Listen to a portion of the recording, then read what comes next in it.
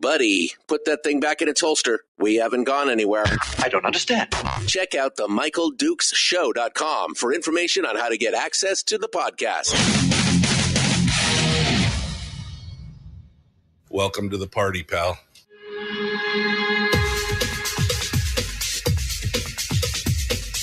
The Michael Dukes Show. The greed and the entitlement is astounding to me. What more could you want from a low-budget radio program? This is a dumpster fire. That was just BS. It is time to get a new perspective. We know just what you need, and we've got just the cure. Open wide and prepare for a steaming hot cup of freedom. I just don't fathom it. The Michael Dukes Show, streaming live across the world.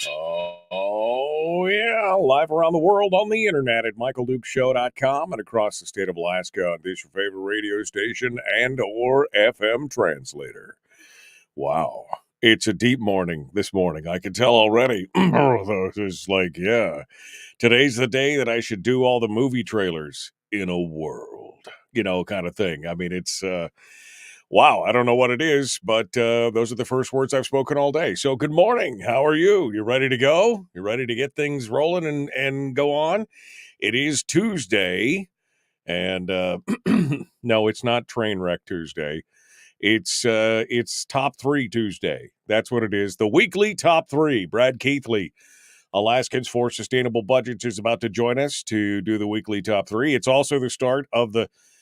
Well, I take it back. Maybe it is Trainwreck Tuesday because the session is about to start today. So it might be. This is the slow motion 4-month train wreck. That's what's about to happen. So we'll watch this. But you can't look away, right? I mean, that's the old axiom. You can't look away from a train wreck. So we're about to dive into that as well this morning, get some intel and talk about what's coming down on that. And then in hour 2, we're going to...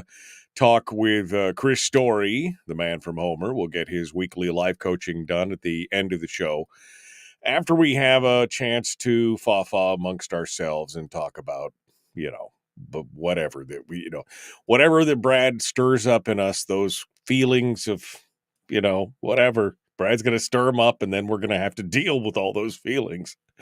It's going to be amazing. All right. So now that we've set you guys all up for it, are you ready to go? Let's dive into it. The weekly top 3 today. It's all about, it's ITEP's latest on who pays. It's going to be talking about the gigantic PFD that the state's majority wants, but not for you and me. And also the K-12 spending. There's going to be a lot. It's a lot. It's a lot to deal with, which is not unusual when we talk to Brad. Let's get started here and see what's going on. Good morning, sir. How are you doing? Are you ready? Michael, I'm doing great. Trainwreck Tuesday. That sort of sounds, that's doable. It's alliteration, buddy. If you know me long enough, you know that's just something that I can't get away from. It's that's about right. I feel like I got hit by a train. So let's start there, and we know that the train, and again, it's like one of those things where it's coming and you can just see the train tumbling and it's going to go over the ravine and what's going to happen and nobody's going to pull the lever back. And I mean, it all, it flows seamlessly into our theme, I think. So it works well. So weekly top 3, Brad Keithley, Alaskans for Sustainable Budgets, an organization dedicated to, sustainable budgets. Brad and I have been fighting this battle for years together. And while we don't always agree, we always are trying to get to the same place. And it's difficult. And as we start the session, Brad has got some thoughts on this. I had to laugh when he sent me over the details this morning or yesterday about this morning. And that includes the fact that number 1 on your list today, Brad, is that the Senate majority does want a gigantic PFD, which I was like, I had to reread that. What? They want a gigantic but they only want it for certain people. Tell me what's going on here, Brad, in your mind. What are you talking about? Michael, as I analyze my reaction to things, I think my biggest outrage and the things that sometimes most times end up on the top 3 are the hypocrisy that goes on in the legislature and by legislators. And this week's is a prime example of that. In an AP article, Becky Bohr, the AP writer for Alaska, for the legislature at least, writes an article about what's up in the legislature. And on down the article, she gets to the topic of fiscal plan, PFD and the fiscal plan. And she interviews Gary Stevens, president of the Senate, on the issue. And Stevens has this quote in there. It says, "Are we ever going to solve it?" Referring to the fiscal plan. Stevens said of the yearly debate, "Probably not. It's always going to be a battle. And when we have a governor that insists on this gigantic dividend, it's no longer large, it's no longer mega, it's now gigantic. On this gigantic dividend in the budget, we'll always have that battle with the governor." Well, the hypocrisy of the Alaska Senate president talking about gigantic dividends is just too huge for me to pass by. Let's go back to first principles. First principles are the permanent fund earnings. In Hammond's vision, permanent fund earnings were divided 50% to the PFD and 50% essentially to enable Alaskans to avoid taxes. They were to pay for government out of this free bucket of money, the permanent fund earnings, pay for government so that Alaskans didn't have to pay taxes. When you go through the numbers, as I've done over the last 10 years, when you go through the numbers, you realize that it's the PFD that's most important to 80% of Alaska families, middle and lower income Alaska families. But it's the tax avoidance portion, the other half, that's most important to the top 20%. The PFD represents a trivial amount of their income, but the tax avoidance dividend, the fact they don't have to pay taxes, is huge to them. What's happened over the last several years is, as government spending has gone up, as revenues have gone down, as the deficits have grown, government has outgrown the ability to cover taxes through that other 50%. So what Hammond originally envisioned was, okay, when we get to that point, we'll reinstitute taxes. We'll contribute 50% of the permanent fund earnings to avoid taxes. But when we get to the point where that 50% is no longer sufficient to avoid taxes, we'll reinstitute taxes and we'll try to do it fairly.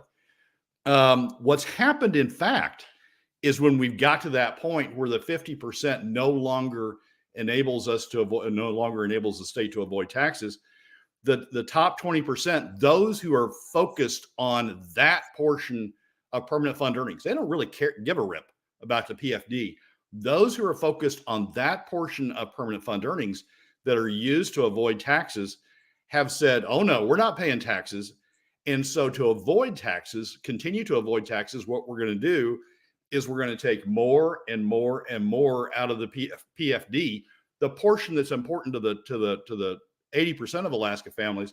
We're going to take more and more and more out of that so that we, the top 20%, can continue to avoid taxes.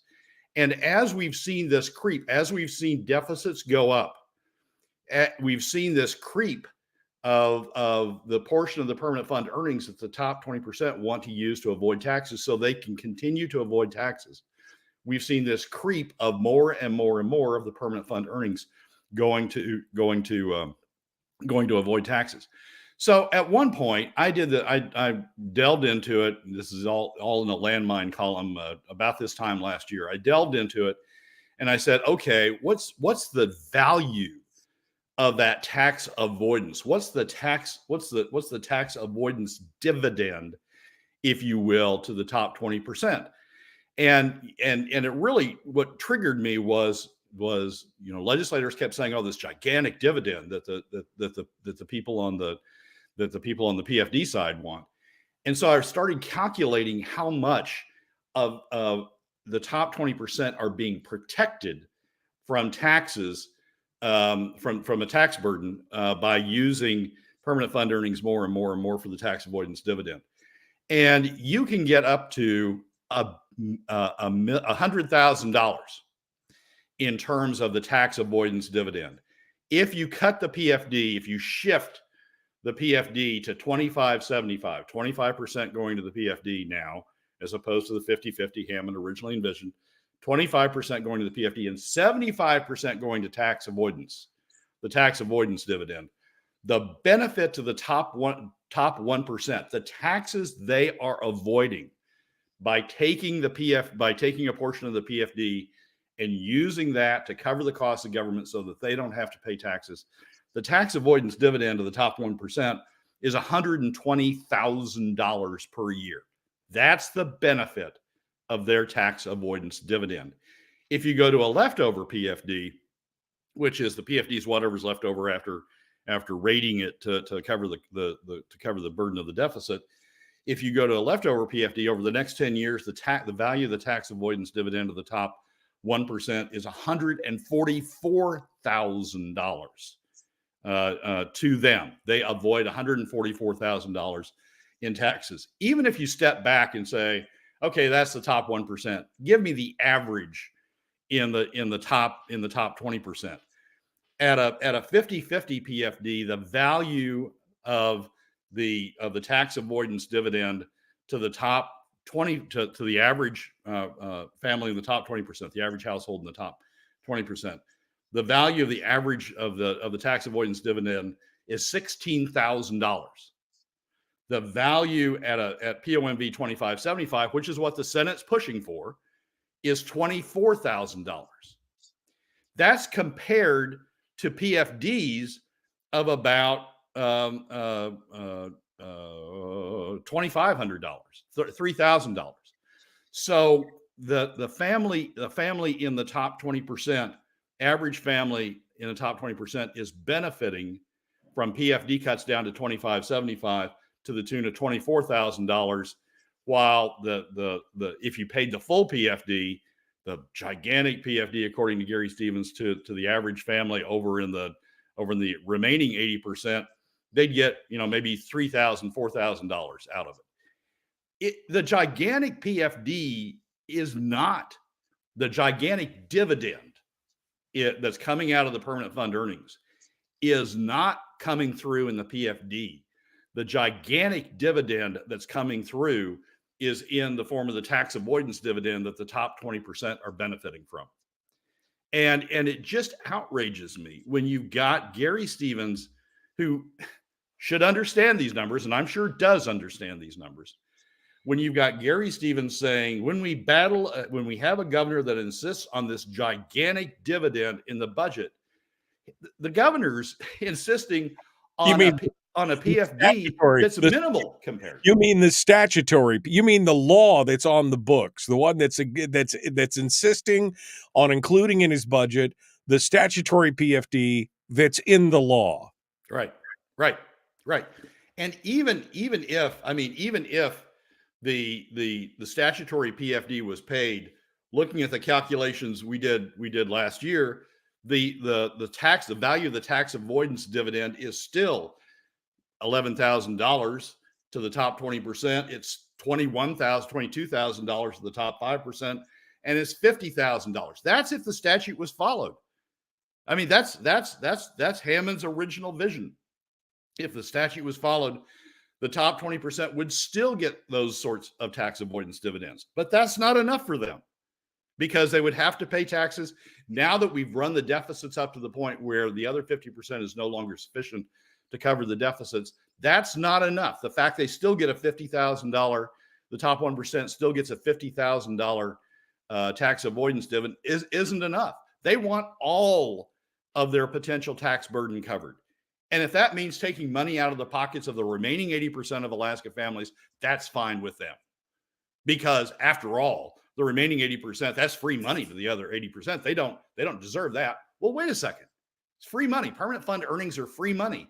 It's free money to you, jokers. It's free money to the top 20% that's being used to cover your tax obligation. That's being used for you to be able to avoid taxes. But you don't talk about that. Gary Stevens doesn't talk about that. Right. He doesn't talk about the benefits the top 20% are getting out of the permanent fund earnings split. It's all focused on this PFD, and it's all focused on taking money from the other 80% of Alaska families. And the hypocrisy is just huge. Unfortunately, Brad, you're the only one that's talking about the top 20%. Nobody else is even really bringing that up. It's like, meh, whatever, And unfortunately, I just, this is the thing. I agree with you. I totally agree with you. I see your point. You've got the charts there. I've linked this article from last year up in the chat room where you could look at these charts and you could see the actual numbers laid out there. But nobody else seems to be paying attention to this. Nobody else seems to be following. I mean, they're just like, okay, well, and even yesterday we had Sarah Montalbano on from the Alaska Policy Forum, and they don't advocate any new taxes. And I'm like, well, so what's the solution? A spending cap and everything, and God love them, but the problem is we've been crying about the amount of spending in the state for years. We've advocated for cuts, and nobody is willing to take on that burden of fighting for lower government. And we're dying on the vine because of it. That's the thing. We're dying on the vine. All right. Number 2 is coming up. I can't even give you a tease because we're actually running late. Brad Keithley is our guest. Alaskans for Sustainable Budgets. The weekly top 3 continues in just a moment. Don't go anywhere. We'll be back with more right after this. The Michael Duke Show. Common sense, liberty-based, free-thinking radio. Happy Tuesday. Back with more right after this.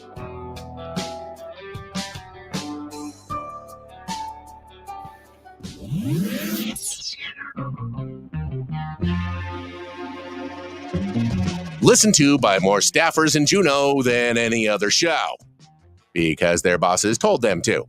And after what they just heard, oh man, they're going to be pissed. You're a bad, bad man. The Michael Duke Show.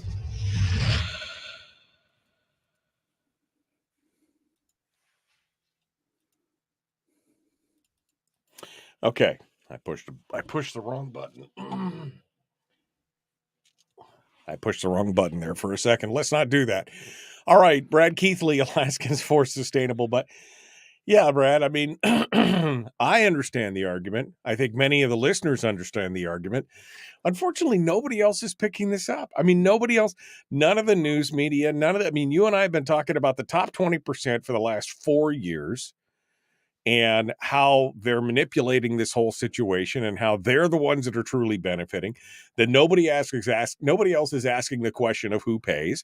I mean, we're going through all this stuff and it's like we're pissing into the wind, which is really self-defeating unless you're wearing rain gear. You know what I mean? It's just like, this is where we are. And it is, it's definitely frustrating. It's definitely frustrating from every standpoint. And you're right. The hypocrisy is just astonishing. I mean, this is especially for Gary Stevens, a guy who very plainly is in it for himself. This is the guy that was so incensed that the retirement and the benefits board did not include the legislators in the pay raise, so much so that he raised a stink, vetoed the pay raises, did everything else, somehow cajoled the governor into firing essentially the whole board, rehiring new people who within 2 weeks suggested a 67% legislative pay raise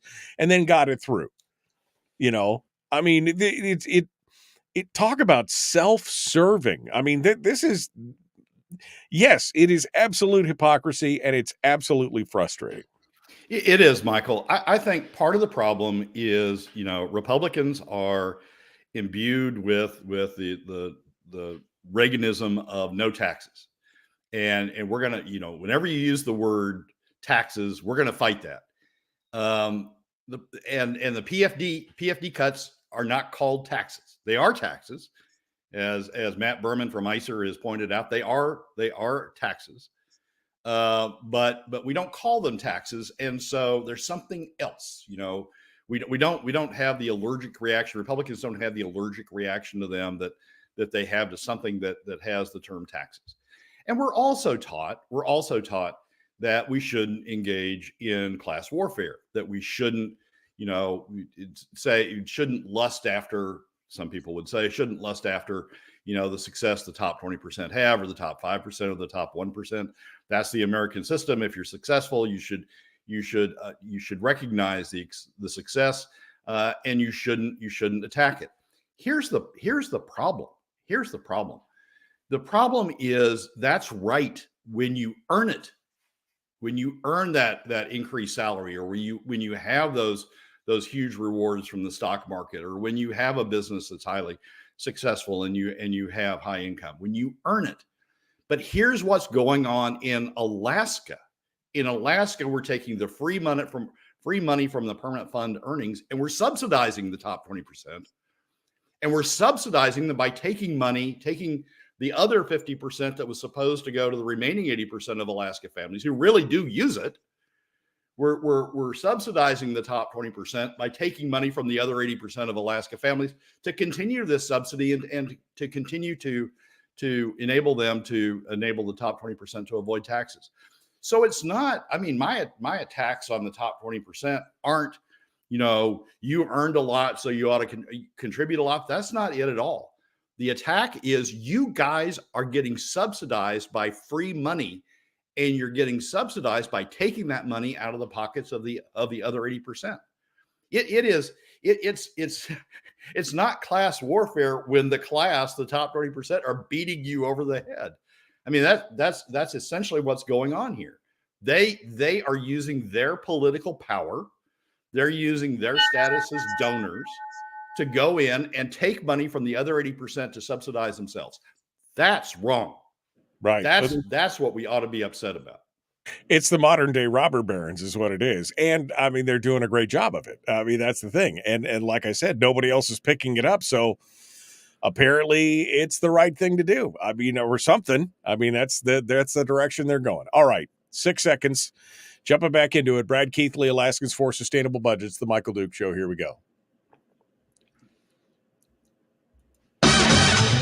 Brad Keithley joins us every week to discuss oil, gas, and the economic forecast of Alaska. It's the Michael Duke Show.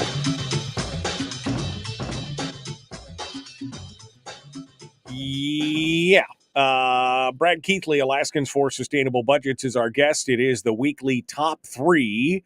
And Brad's fired up this morning for good reason. This is people often ask me when I was on the Borough Assembly what it was like on the Borough Assembly. And I was like, well, just slam your hand into a door repeatedly until you're unconscious. And then when you wake up, start again. And that's, I think, what Brad and I have felt like trying to fight this thing for many years, especially with the description of what's going on with the top 20%, for sure. But let's move on to number 2, Brad. Number 2 of the weekly top 3, and that is the big question of who pays. We ask that question all the time. Okay, who pays for all this stuff that you want to do, the new programs, the child care and the BSA increase and the defined benefits and everything else? Well, ITEP has released a new report, which is, again, their report that comes out, talks about who pays in the various states. And Alaska, we're number 1, baby. Wait, no, it's not the good number 1, though. Hit me with it here. Well, Christmas came a little bit late to me this year. For somebody who loves statistics and loves numbers and loves doing calculations, Christmas came after the first of the year when the Institute on Taxation and Economic Policy, ITEP, released its new Who Pays study. They don't do this annually. They do it periodically. They hadn't done one since before COVID, and one was due, and I kept looking for it, and finally it came out after the first of the year. And what this study does is go through all of the states, the state and local tax systems, and looks at the regressivity, if you will, the way in which those tax systems are slanted, against middle and lower income Alaska families, or progressivity slanted against the top 20%. Looks at the slope, if you will, of the state and local tax burdens. And it's always enlightening to see not only where Alaska ranks relative to the others, but also, what's really going on in some other states.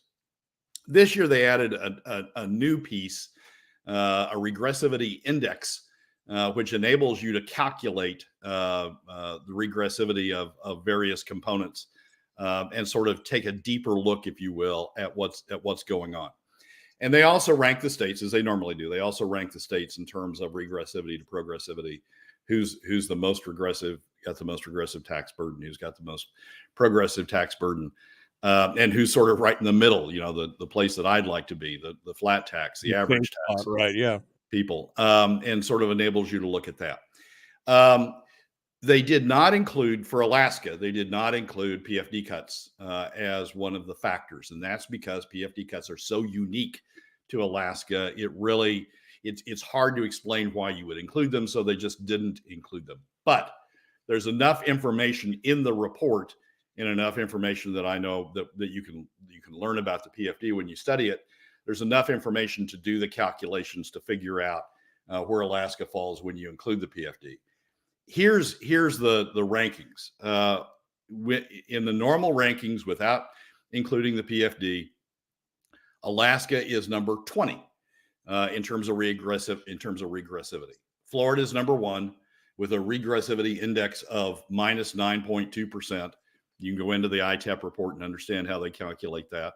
It's fairly common sense. It's basically the difference between the tax burden on the top 1% and the tax burden on the middle income and the tax burden on the lowest 20%, what the difference is. And the regressivity index for Florida, who's number 1 in the report, is minus 9.2.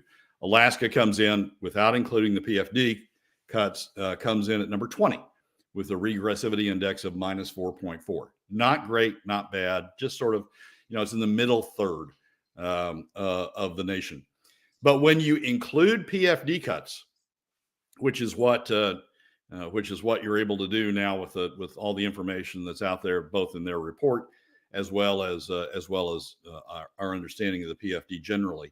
When you look at PFD cuts alone, standing alone, let's assume Alaska had no other taxes, just PFD cuts.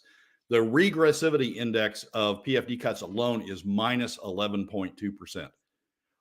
Higher than number 1, higher than Florida's regressivity index, standing alone. Alaska also has a regressive tax system separate and apart from PFD cuts. That's why we rank number 20. That's why we have a minus 4.4% regressivity index when you don't include the PFD. So when you layer in the other tax burdens that Alaska has, the sales taxes at the local level, property taxes at the local level, the fees that you've got at the state level, when you layer those in and then add on the PFD cuts, Alaska's regressivity index is minus 16.2%. Clearly, far and away, number 1 in the nation, most regressive tax system in the nation, almost double, not quite, but almost double the number 1 in the ITEP report, Florida at 9.2%. At 16.2%, Alaska clearly blows everybody else away in terms of the most regressive tax system. The tax system most biased against middle and lower income Alaska families. The tax system that ICER told us in the 2016 study, because of its regressivity, has the largest adverse impact on the overall Alaska economy. Clearly, Alaska's number 1 in that. And even standing alone, just PFD cuts alone, assuming away the remainder of the Alaska tax system, we're number 1 even with just PFD cuts at minus 11.2%. Again, if somehow everybody was being treated equally, okay. I mean, we got a regressive tax system. We're just going to have to live with it. But that's not what's going on. Going back to the first segment, what's going on is we're taking money out of middle and lower income Alaska families to subsidize the top 20% so that they don't have to pay any taxes at all, to subsidize their tax avoidance dividend. So it's just, I mean, it is grating to see Alaska at that level because of that system, because of a system that's subsidizing the top 20% at the expense of the remaining 80%. But, setting all the philosophy aside, the numbers now clearly show that including PFD cuts, Alaska is the most regressive tax system in the nation. You know, people objected when Matt Berman said that the PFD cuts, when Matt Berman from ICER said last year that PFD cuts are the most regressive tax system ever proposed. Some people said, oh no, there's, you know, sales taxes can be more regressive, or property taxes, if they're done a certain way, can be more regressive. No, this clearly shows that PFD cuts indeed are the most regressive tax system that's ever been proposed anywhere in the United States. So we've got the numbers to back it up. But again, we're the only one. We're the only ones that are talking about this. Matt Berman came out with that article, and as you said, he got the hell beat out of him because, oh no, it's like they didn't argue on the taxation portion of the PFD. They got down into the brass tacks of, oh well, there are others that are more regressive. But they couldn't argue with the point that it is essentially a tax. So again, nobody else is really talking about this. Nobody else is really talking about the more you take the PFD, the more you disconnect the public and the private economy. Nobody else is really talking. I mean, all these other things are like, oh, it'll all be fine. Don't worry. Nothing to see here. Move along.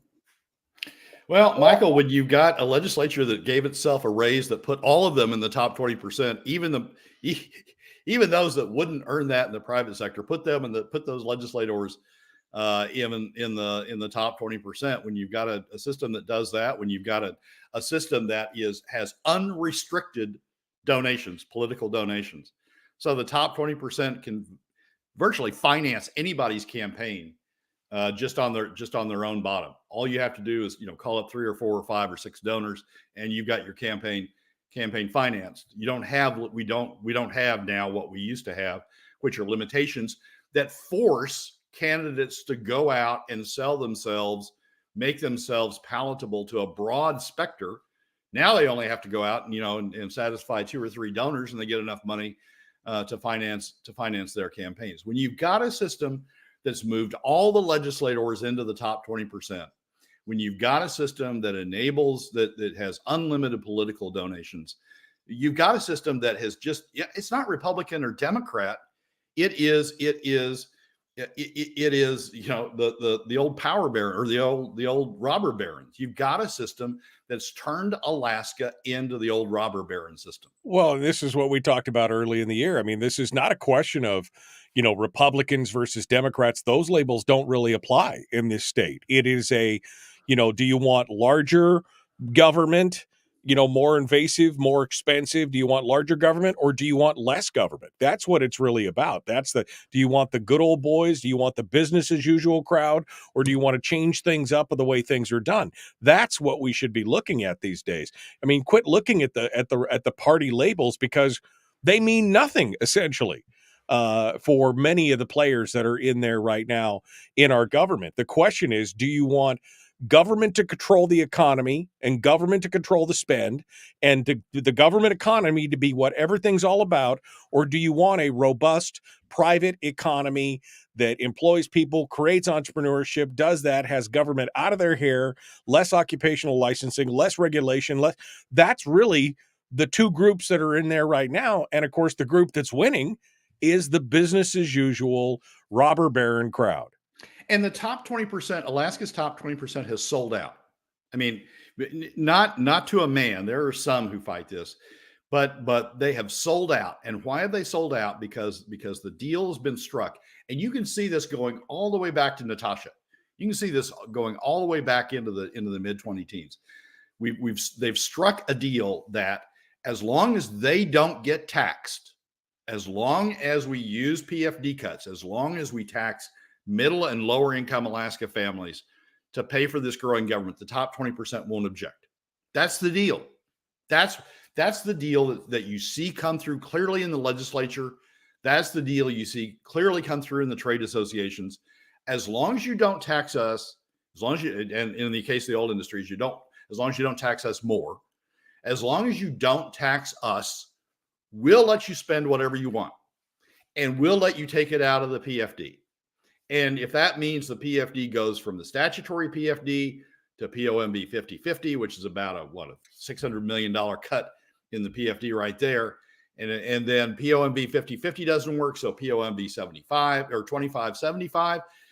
or if that doesn't work, then leftover PFD. If that's what it takes, the top 20% tells themselves, if that's what it takes, we'll live with that, because that means the Democrats and that means other people won't come after, have agreed that they won't come after and tax us. Why do you see Zach Fields, the most liberal representative in the legislature? Why do you see Zach Fields write op-eds about cutting the PFD, that we need to cut the PFD, that's a good thing, we're putting this money into government, we're putting this money into schools, we're putting this money into... Why do you see Zach Fields write those op-eds? Because the top 20% has made the deal with Zach Fields. We'll let you spend on whatever you want to spend on. We'll put up sort of a fight, but we'll let you spend on whatever you want to spend on, as long as you don't come after us to pay for it, as long as you take it out of the pockets of middle and lower income Alaska families. That's the deal that's been cut in Alaska. And it's not Democrat or Republican. I mean, the Democrats are as much part of the problem as Republicans are. But who's paying for all that? It's middle and lower income Alaska families. And according to the ICER 2016 study, it's the overall Alaska economy that ends up paying the burden. So the top 20% don't have to pay taxes, and the Democrats can go spend on whatever they want to spend on. Brad Keithley, Alaskans for Sustainable Budgets. A little wrapped up about this, but with good reason. We're going to continue that discussion on K-12 and more when we return. The Michael Duke Show, Common Sense Radio.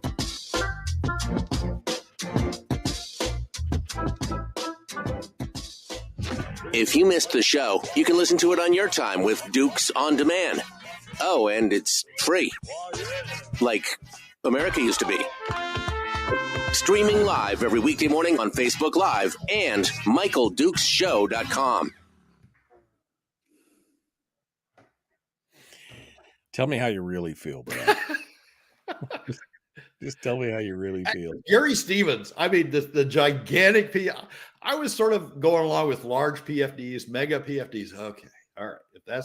But gigantic, I mean, that's what triggered me. That when I read that over the weekend, I was in another. Yeah. Could we say gigantic pay raise at the same time? I mean, that's but that's okay. That's okay. We can justify that. Randy, I love you so much, brother, but seriously, Randy says PFD cuts are not a true tax. Most people know that. Randy, I'm just going to tell you this. I'm going to take the word of an ICER member, a professor of university, an expert in taxation and those kind of, I'm going to take his word for it over yours when he says this is really a tax. Even though they don't call it a tax, this is really a tax. I mean, God love you, brother, but I'm just not going to stand around for that. That's part of the problem, right? I mean, Randy's not in the top 20%, but Randy has drunk the Kool-Aid about, hey, it's okay to take my PFD, and thinking you're taking my PFD and you're going to spend more on government. That's not what's going on, Randy. What's going on is they're taking your PFD and they're insulating the top 20% more from having to pay for government. The dollars that they're taking from your pocket are effectively dropping through to the dollars in Natasha's pocket, because she doesn't have to pay taxes that she otherwise would if we paid your PFD. And Natasha is growing richer and richer and richer and richer while you're growing poorer and poorer and poorer. And you're loving it. I mean, that's the part that I don't get. People say, yeah, whack me some more. I mean, come on. This is what's going on, people. The top 20% are using you. Well, it's the same argument to say, well, I'm all for the PFD as long as we have a balanced budget. As long as there's a PFD and there's money to draw from, they're always going to spend it. It's all the money that's available to them and then some. They're never going to say, well, we've got some extra money in the PFD and we should just give that to the people. No, I've got a special project that I need to be paid for over here. Or I need to do this, or I need to do that, or defined benefits, or the schools, or it's always something. There's always something else that's going to be paid for. That's part of the problem. That's why you've got to have a spending cap on top of if you do get the PFD constitutionalized and protected, you've got to have a spending cap, because otherwise they will create more taxes. Even if you had a flat tax today, they would spend every dollar of it unless there is some kind of governor on top of that with like a spending cap, because otherwise they're just going to spend all the available money and then some. I don't disagree with that, Michael, but there's going to be a sea change. If Natasha had to pay $50,000 in taxes, which is what she should have to pay in order to observe Hammond's original 50-50 split. If Natasha had to pay $50,000 in state taxes, and that's a flat tax, that's not a progressive tax. I'm not trying to tax the rich, soak the rich. It's a flat tax. Everybody pays the same. If Natasha had to pay $50,000 in taxes, she would be at the front, at the leading edge of saying, stop that spending. We can do this better. Stop spending. We can do schools better. We can do roads better. We can do other things better. Stop that spending. But because she doesn't have to pay it, because she's getting rich out of Randy's PFD that he's willingly given up, she's not saying that.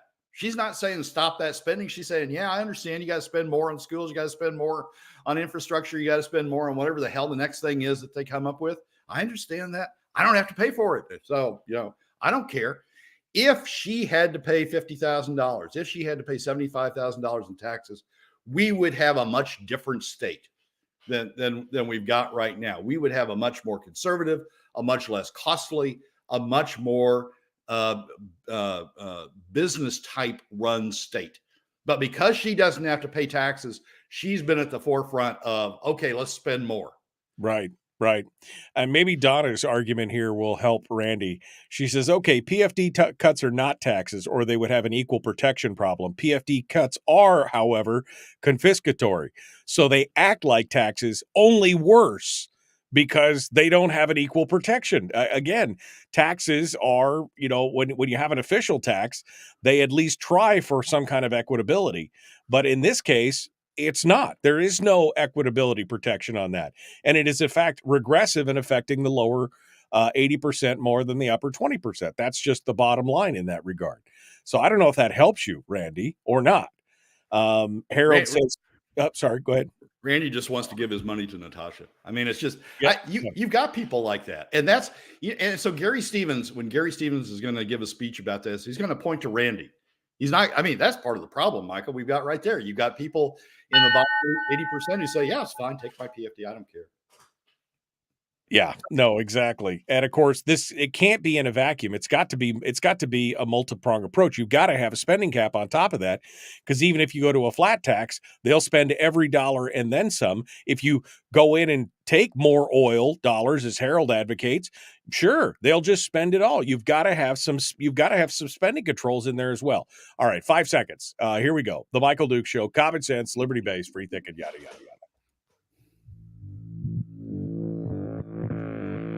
Public enema number one. Oh, wait, sorry. Public enemy number one, which makes more sense. On the other hand, he's a little bit of a pain in the Michael Duke Show. Yes, a pain in the you-know-what to everyone, everywhere.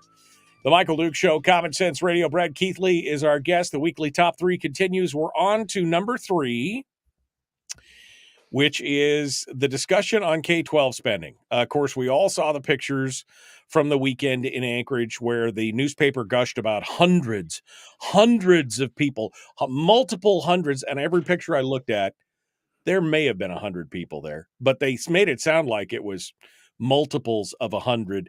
Everybody's wearing red. Everybody's all about it. Of course, it's the unions that are out there and Joel Hall and all that other stuff. But Brad wants to talk about those who are pushing for increased K-12 funding want everyone to pay except for them. I'm sensing a theme here. I'm sensing a theme that everyone pays except for those top. Brad, give me your thoughts on this. There is a theme. Once I saw Gary Stevens quote, I was on a roll. There is a theme here. When you look at the speakers who spoke at the Anchorage, whatever you want to call it, the Anchorage BSA rally. BSA rally. Thank you. At the Anchorage BSA rally. When you look at the speakers, every one of them is in the top 20%. Every one of them is saying, increase the BSA, reverse the veto, override the veto, increase K through 12 spending. And the subtext of every one of those speakers was, and I don't have to pay for it. Well, and every one of them is a direct recipient of a benefit from increasing the BSA. Every one of them. Teachers, administrators, union members, everyone, because again, nobody wants to mandate that the BSA increase goes directly into the classroom. They don't care, and some places, the BSA, less than 50% of the BSA is going into the classroom. So they are direct benefit. It's a hypocrisy. It's even worse hypocrisy than the Gary Stevens situation, because they're down there saying, give me money. No, there is no more worse hypocrisy than Gary Stevens. I'm not going to concede that. But it is huge. It's huge hypocrisy. It's huge hypocrisy. I mean, teachers themselves, the average, the span of teacher pay in this state, beginning teachers are in the middle and lower income brackets, right? They're not in the top 20% yet. Senior teachers are in the top 20%, but beginning and sort of, early in your career teachers are not in the top 20%. So they're essentially, their reps are saying, take money from them, take money from their pockets and move it into the top 20%'s pockets by not having to pay taxes. Now, true, teachers will benefit from the BSA increase, and so they get some of it back. Those teachers get some of it back, but Randy and others don't get any of it back. You're just moving money into the pockets of the K through 12 industry, and not getting any of it back, like at least some teachers are. So, but it's just, I mean, every one of them who spoke and said, we need to increase funding. We need to override the veto. We need to pass increased BSA funding. It just, the hypocrisy of it, as I watched the videotape, as I read the articles, and as I worked through who the speakers were, the hypocrisy of every last one of them being in the top 20% and not being, and arguing for this, knowing they're not going to have to pay for it, that it's going to come out of the other 80%'s pockets. That was just overwhelming to me. We don't have personal responsibility in this state. We've got a state where now we've got our leaders, all of whom are saying, yeah, spend more on this, spend more on that, do more this way, do more that way, but don't make me pay for it. I mean, take it out of the pockets of Randy. I mean, he's willingly giving it up. Take it out of the pockets of middle and lower income Alaska families. Don't make me pay for it. And they have no sense of personal responsibility.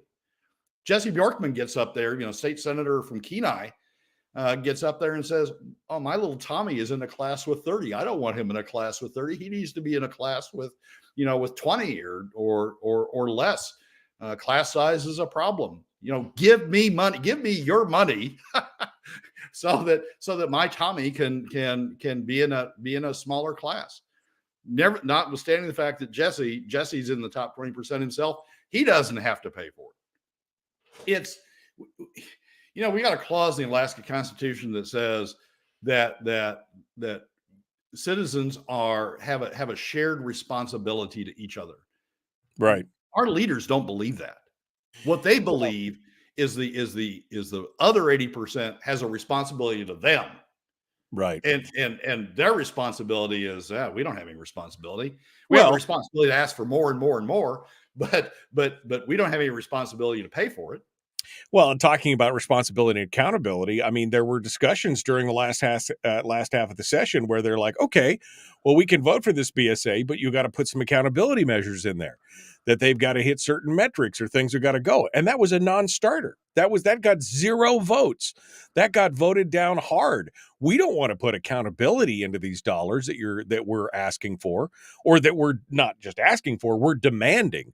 We're demanding these dollars, and don't you dare put any accountability on it, even though we're 48th and 49th and all the NEEP scores and everything else. I mean, that doesn't matter. We just have to have more money to fix it, but don't put any accountability on us on top of that. Cindy says in the chat room, she said she saw this on the news, watched the news broadcast of the BSA rally is what she's talking about. And she said, I saw this on the news. None of the teachers interviewed ever mentioned the kids. It was all about them and their salary. It sounds like Gary Stevens. But even the teachers, they don't understand. Half of that money never makes it to the teachers or the classroom. It's getting sucked up by overhead. When you've got 2 to 3 administrators for every teacher, who do you think is going to get the lion's share of that? Even if you split it equally. If you've got 2 administrators for every teacher, they're only getting a third of it. If you've got 3, then they're only getting a quarter. And what's going on with the administrative numbers across the state and has over the last 20 years, the administrative numbers are skyrocketing up and the teacher numbers are going down. Well, and the student enrollment is going down. Why? Well, because they found a way to create the education industrial complex, if you want to, borrow a phrase. That's what's going on. It's about protecting those jobs, those positions, those hires, and the unions are all about that because they get paid. The more people you put in there, the more money they get paid. The school boards, Rob Myers made a point to me yesterday that I think is a good one. He said the school boards that have hit the max, right? Or even the school boards that haven't hit the max, that don't want to put any more in it. What the school boards are essentially saying is, I either can't because I've hit the max, or I don't want to tax my region anymore for increased K through 12 spending. But there's this state up there that I can go to. I don't have any responsibility for it. I'm in the top 20%. I don't have to pay for it. There's this state I can go to and say, it's the state's fault. The state won't give me the money. I would love to give you more money, teachers. I would love to have a defined benefit program. I would love to be, Santa Claus for you, but I can't do it because I either can't tax my people anymore, or they won't pay any more in taxes to pay for it. But the state, go complain to the state. So you get all these school board members up there who are saying, you need to pay more. Well, have some responsibility, have some personal responsibility in the stake, and then I will listen to you. I mean, if Jesse Bjorkman says we need to tax ourselves to pay for increased K through 12, I'll listen to him. But as long as he's saying we need to cut the PFD, we need to take more money out of middle and lower income Alaska families in order to increase the K through 12 spending, it's just, it's self-serving to the max. Yeah. Brad Keithley, Alaska's for Sustainable Budgets. We're down to the last 20 seconds. All right, Brad. Well, thank you so much for coming in. Appreciate the Tuesday beating as usual. Thank you. Michael, as always, thanks for having me. I'm upset too. It's frustrating. All right, we got to continue the Michael Duke Show, Common Sense Radio.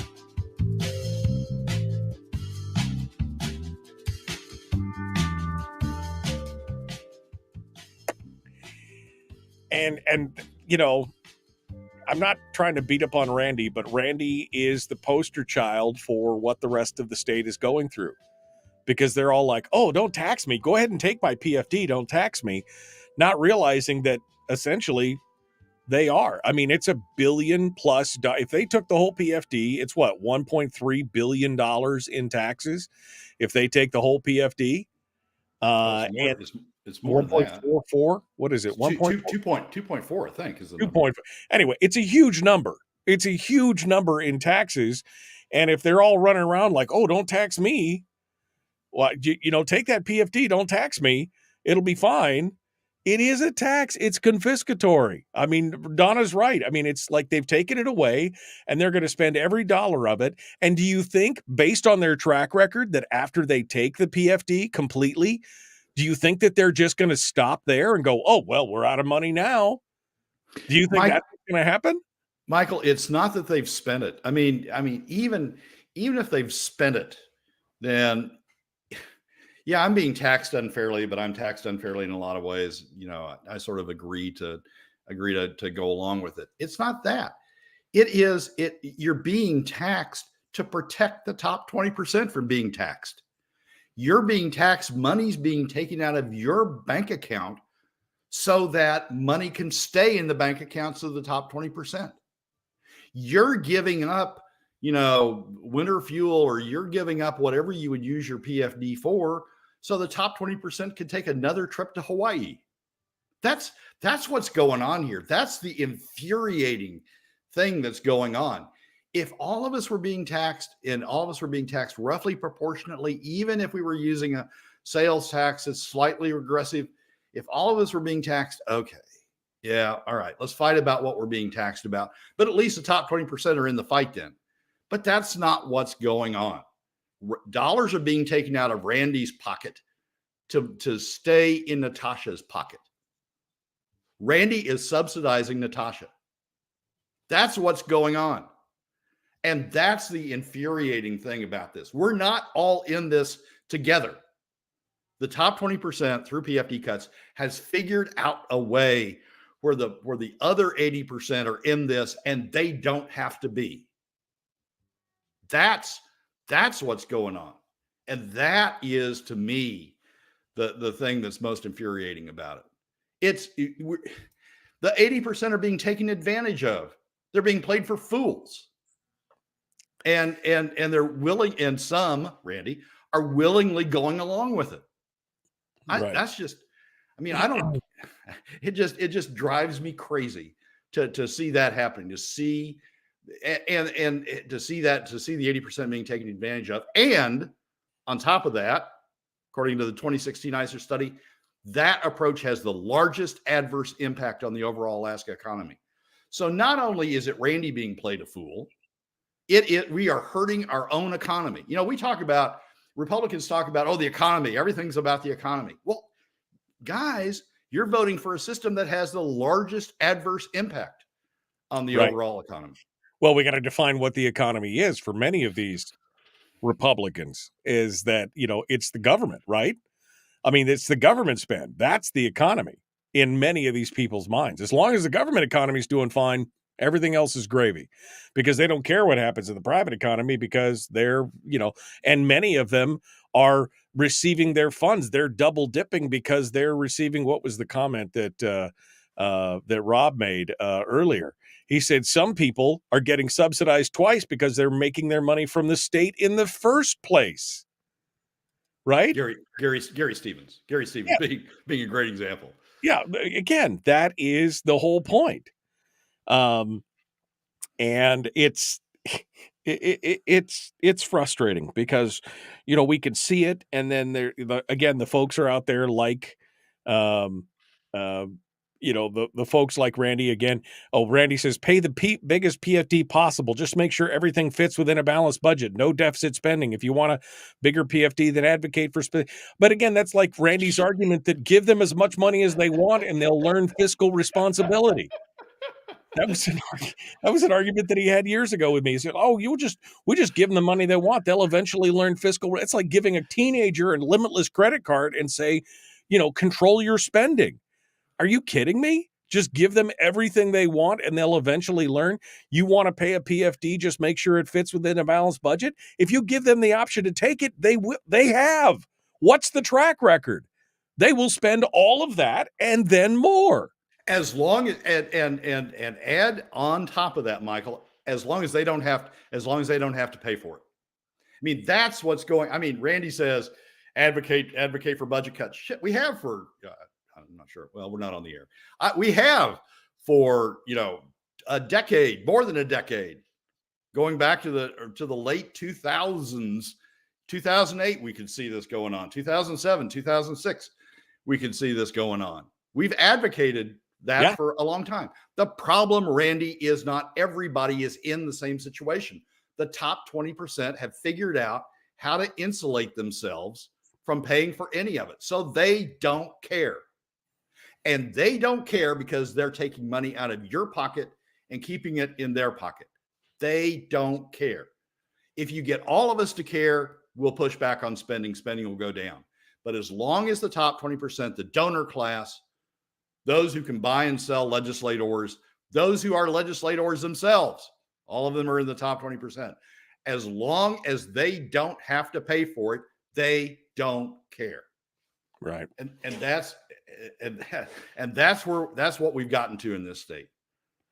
Yeah, it's frustrating. I mean, it's been 10 years now that Brad and I have been. 2014 is when he and I started talking to legislators, asking them specifically if they could cut it down to the ICER numbers of 3.9, then 4, then 4.1 billion. They all agreed, and then nothing happened. It's ultimately frustrating. Brad, we're out of time. We got to go. Thank you so much for coming on board. It's good to talk with you, my friend. Michael, thanks for still having me. Go have some blood pressure medicine. All right, we got to go. The Michael Duke Show, common sense, liberty-based, free-thinking radio.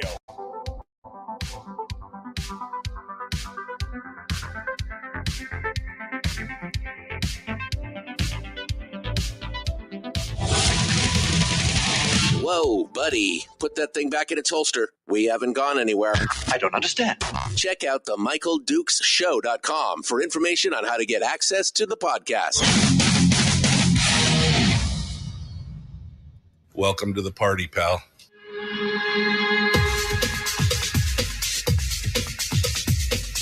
The Michael Dukes Show. The greed and the entitlement is astounding to me. What more could you want from a low-budget radio program? This is a dumpster fire. That was just BS. It is time to get a new perspective. We know just what you need, and we've got just the cure. Open wide and prepare for a steaming hot cup of freedom. I just don't fathom it. The Michael Dukes Show, streaming live across the world. Live around the world on the internet at michaeldukeshow.com and across the state of Alaska on this, your favorite radio station and or FM translator. Wow. I mean, that was like, oof. Man, Brad was fired up in that last segment. If you're just joining us, welcome to the program. And you missed the 6 o'clock club, which you can be a member of simply by coming on the program and you know, getting here early and being here in the 6 o'clock hour. Brad Keithley with Alaskans for Sustainable Budgets was our guest, and he just came on board and finished up with us with the weekly top 3, and it was fire. It was on fire, this last segment. If you missed it, you can go back and listen to it on the podcast, which is available wherever you find podcasts, including Spotify or iTunes or Google Play or wherever it is. And of course, you can go back and watch it on the replay on Facebook or YouTube or wherever you want as well, because we simulcast the show every day on those platforms, both YouTube and Facebook and Twitch and everywhere else. So here we are, hour 2 of the Tuesday. That means that at the end of the show today, Chris Story will be joining us for our weekly uplift. Life coaching lesson, our self-analysis, it's our chance to kind of, bring ourselves together and try and improve ourselves, self-improvement. So I'm looking forward to that here at the end of the hour today. We're going to need it by the time we get there for sure.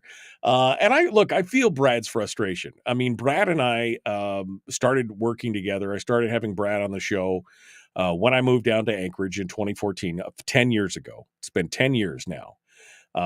And we started right off the bat with discussions on state spending, what was going on. At that time, we had the early ICER report, which was basically saying, that we needed to bring state spending down to a certain amount to prevent a lot of the issues that we're facing today of deficit spending and, damage to the private economy and everything else. And at the time, ICER had some numbers out, and they said, look, if you can, and it started out in 2014, it started out with a number of $3.9 billion. If we can hold the state budget down to $3.9 billion, then we can, this ship can right itself, essentially. If we do that, if we hold it down to 3.9, we can get it done. And in that first year, we had people, because 2014 was an election year, and we had people who were, okay, well, can you do this? We talked to legislators. Can you hold the line there? Oh, yes, we can hold the line. And of course, it didn't happen. And so the next time the numbers got rejiggered by ICER, okay, it's $4 billion. Okay, it's 4.1 billion. And every time we'd have legislators on the program, we'd talk to them and we'd say, can you hold the line at this amount? Oh, yes, of course we can hold the line at that amount. And it never happened. They didn't even struggle when the amounts were 4.5 and 4.6 and 4.8 billion dollars for state budgets, even though they'd come on the program and say, "Oh yes, we agree. We think Eicher's right. Yes, we can agree to the 4.0 or the 4.1 billion dollars. Yes, we agree." We put them all in rocking chairs, right? And they're all nodding. "Oh yeah, we can do that." And it never ever happened. And we started to see that this was about making sure that they protected the public spend. As long as the public spend is okay, then we're okay. And we started seeing companies like, GCI, and they came out, and that was when the debates were up over the PFD, when the first PFD got cut, and then Ron Duncan and company from GCI, they spent $2 million on an advertising campaign to convince people that they didn't need their PFD. Why? Because GCI needed that PFD. GCI and other state vendors who were receiving big government contracts needed that money to keep their bottom line in the red or in the black, whichever one is the good one, right? They needed that money. They built their whole business model on the dependency of government. So of course they're not in favor of giving the full PFD to the people. That was Walker's conundrum. Walker's conundrum was, we got all this spending. They want to spend it all. We don't have that much money. At that point, they were spending down the CBR. Remember, we spent $16 billion out of the CBR, the Constitutional Budget Reserve, in the 2010s. Because we started off with nearly 18 billion in there. And every year they just started drawing money down from savings hard. And so his answer was, okay, well, we'll just cut the PFD. And at the time, quite honestly, I thought the people were going to be incensed about it, because you don't touch the PFD up until that point was the third rail of politics. And I thought, as soon as that happened, and then as soon as the state Senate refused to challenge it, because that was going to be the next thing. Oh, well, they're going to override that veto, right? Because he line item vetoed a portion of the PFD, which means, by the way, while using the excuse, oh, we need this for state government. Of course, anybody who's paying attention knows that the money didn't go to state government. The money simply remained in the ERA, because the governor does not have the power of appropriation. He can only veto appropriations and leave the money where it's at. So instead, he vetoed half the PFD and left it in the earnings reserve. And in fact, for 3 years, that's exactly what happened every year. Veto the PFD, and the remainder sat in the earnings reserve account. None of it was spent for government in those first 3 years. It wasn't until year 4 or 5 that they actually started to draw on a portion of those funds that were in the ERA. And then the Senate, in their infinite wisdom, passed SB 26, which was it was a POMV model, the market value model for the dividend, putting it at odds with the same statute that was already on the books for the statutory PFD. And they set us up for where we're at today, with two competing statutes that fight over the same amount of money. And instead of fixing it, instead of addressing it, instead of going in and adjusting the statutory PFD or whatever, they just leave it on the books and they ignore it. And here we are, 10 years later, facing exactly the same challenges. Only now we're spending $6 billion on state government. 10 years, folks. We went from discussions of only spending $3.9 billion to spending $6 billion, $7 billion on state government. What happens in another 10 years? Now, if they take the full PFD and it's 2 point whatever billion dollars, do you really think that when that's done and they've taken every dollar of your PFD, do you think that they will stop their spending spree there? Past performance is indicative of future results.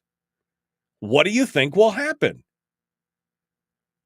Well, then you'll hear the argument, as I've opined on this program many times, then you'll hear the argument of, well, Alaskans, you guys really need to pay your fair share.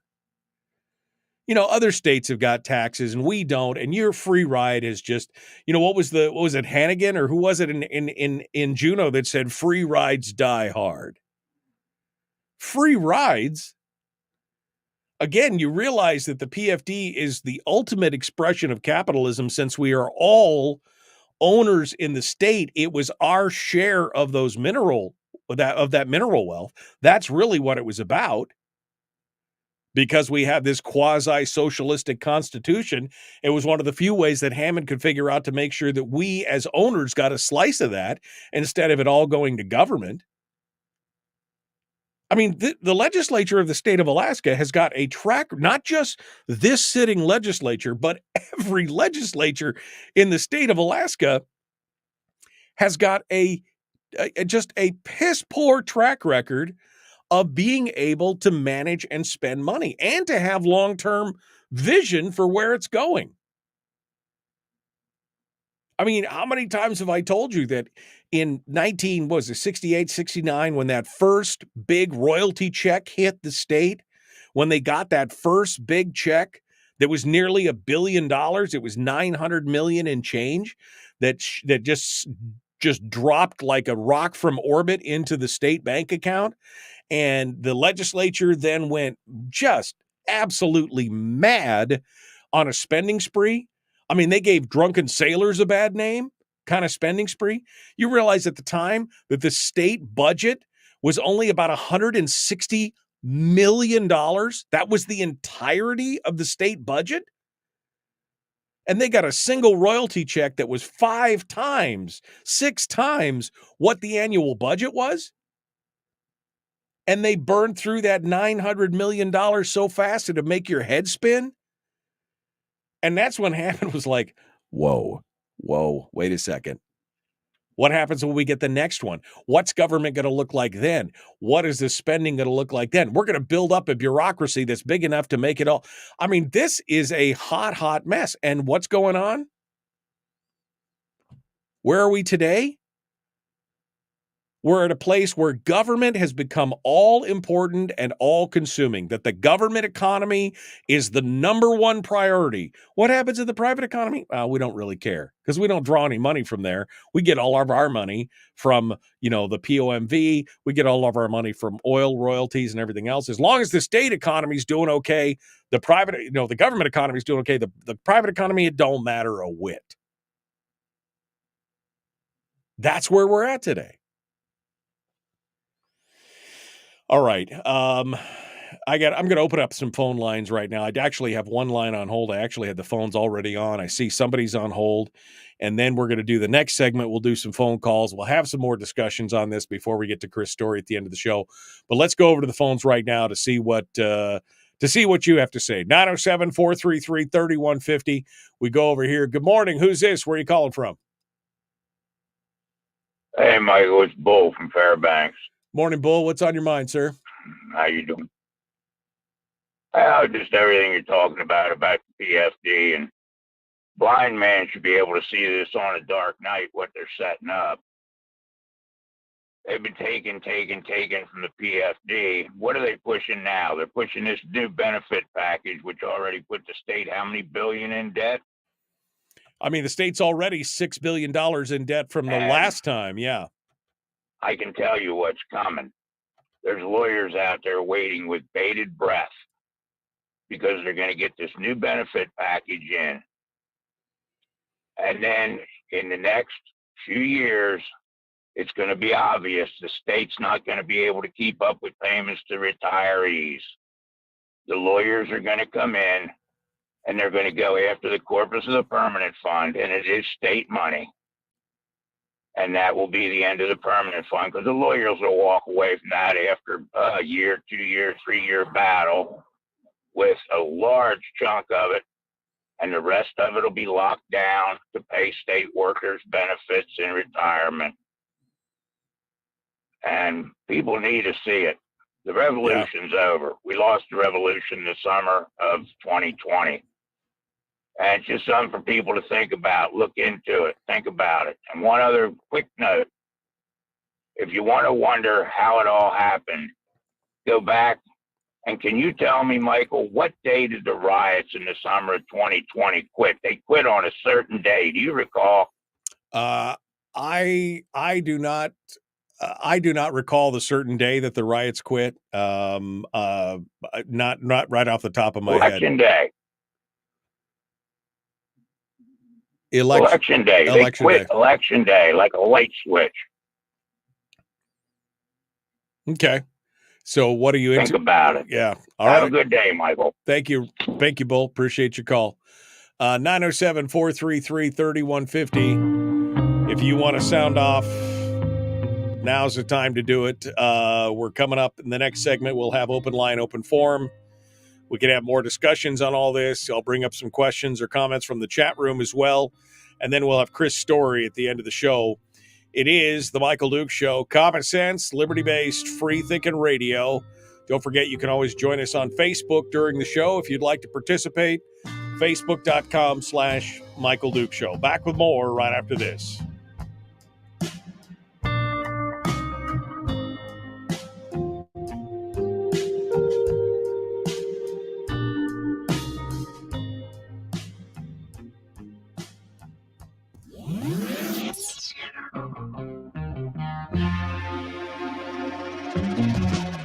Running on 100% pure beard power. Oh, also some coffee.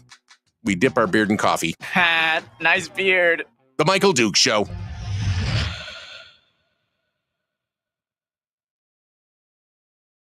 Okay.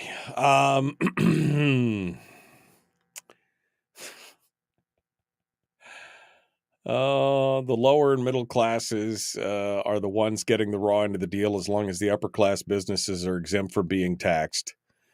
Terry says GCI should have been run out of the state. Brian says, to stay with the parlance of Randy there, preventing money from going into your pocket, money to which you're entitled, by the way, so they can continue to benefit without paying. I'm with you right there. Is Lincoln mentioned? Please no more of the Chris Story garbage. Well, Islenska, you can just, turn the radio off if it offends you that much. It's one of my favorite segments of the week, so it's not going anywhere anytime soon. But there's a dial or a button, and you're welcome to press it if it's causing you a heartache. I don't want to cause you a heartache.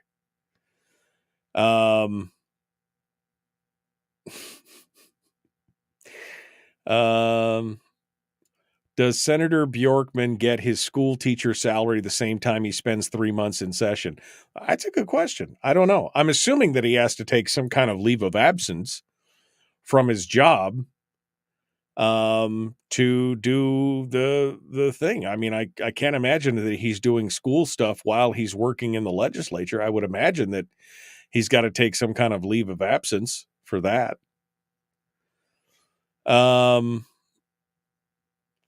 I'm going through some of the past comments here. Gary says the BSA is outright theft of public monies. All these idiots marching in red saying, give us money. No one says how to find it or how to fund it. Cut off the UAF and use those extra funds.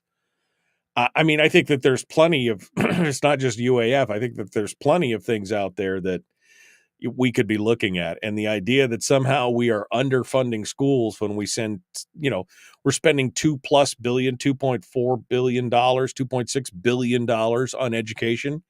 And for them to say that we're just underfunding it, I mean, for less than 150,000, was 154,000 kids, something like that. I mean, 2.6 billion. Education is no different than any other good or service. When you shell out for a good or service, you expect something of value in return. Pumping out a bunch of young people that can't read beyond a third grade level or perform basic math is not a good return on investment. Well, and again, any form of accountability that they attempt to bake into that is immediately riddled full of holes. They have no interest in doing any of those, no interest in being, any of that.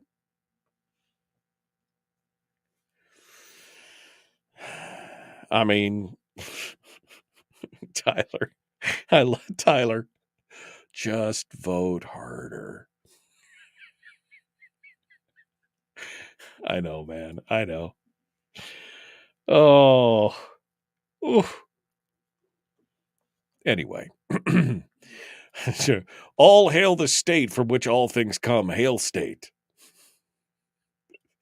Just stay ungovernable, my friends. That's all we can do at this point.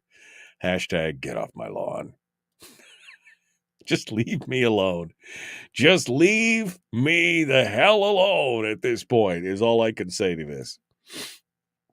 All right. What was the other? Wait a second. I've got a story. What was the story? There was another story that I wanted to touch on. Looking through it here, I've forgotten what it was. There we go. I guess that wasn't the story that I wanted to talk about, but we'll continue it. All right. So we got more. We're gonna jump into this. Everybody's all about the BSA. It's all about that BSA. It's all about that BSA. Okay. We're not underfunding students. The school district admins think they are underfunded. Yeah. I mean, I have questions. For that for sure. All right, here we go. Trump is going to solve all your problems. Yeah, right. Here we go. The Michael Duke Show, Common Sense Radio.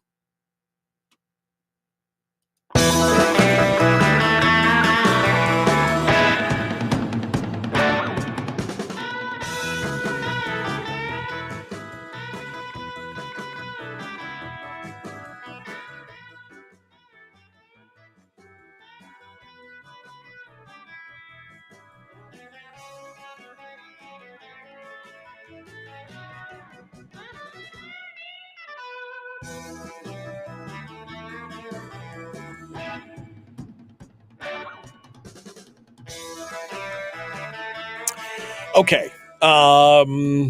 Here we are. We got one segment here before we jump into it with Chris Story, the man from Homer, who's going to be joining us here shortly to give us our weekly uplift. So here's a chance for you to sound off and talk about it. If you just listen to Brad's, weekly top three, and then you just listen to my diatribe at the top of the hour about what was going on. And you're like, you're right on. Or if you're like, you're a moron, Dukes, you have no idea what you're talking about. I would love to hear what you guys have to say about this. We have got a segment here before we bring on Chris Story that we can talk about. 907-433-3150. 907-433-3150. If you've got some thoughts on this, I want to hear what you have to say. Because I don't know, quite honestly, I don't know how to get this message across in a larger way, in a bigger way. Like I said, Brad and I have been arguing with the people and fighting for this for 10 years. On the program overall, I've been arguing about the size and scope of government for going on 25 years. 1999 was when this program really started. On a Saturday in 1999. That's when the program started on a set, because the show used to only be, just for those of you, a little history lesson for those of you who don't know, the show started out as a 3-hour show on a Saturday in Fairbanks, and then slowly moved into the weekdays, and here we are today. But how do we bring more people on board. I mean, at this point, I think most people are just so sick of politics and the discussions and everything else. They haven't been through everything that we've been through, but they've been through this last 10 years of this polarized, hot mess that is the political situation in America, that they're just like holding their nose and walking away. I mean, it was hard enough before all of this nasty polarization. I mean, so what's the answer? How do we wake people up to what's going on? How do we wake them up to, to stop paying attention to the national stuff? I mean, I know everybody's all pumped up that, oh, Trump won Iowa and blah, blah, blah. But who cares? That's my personal opinion. Who cares?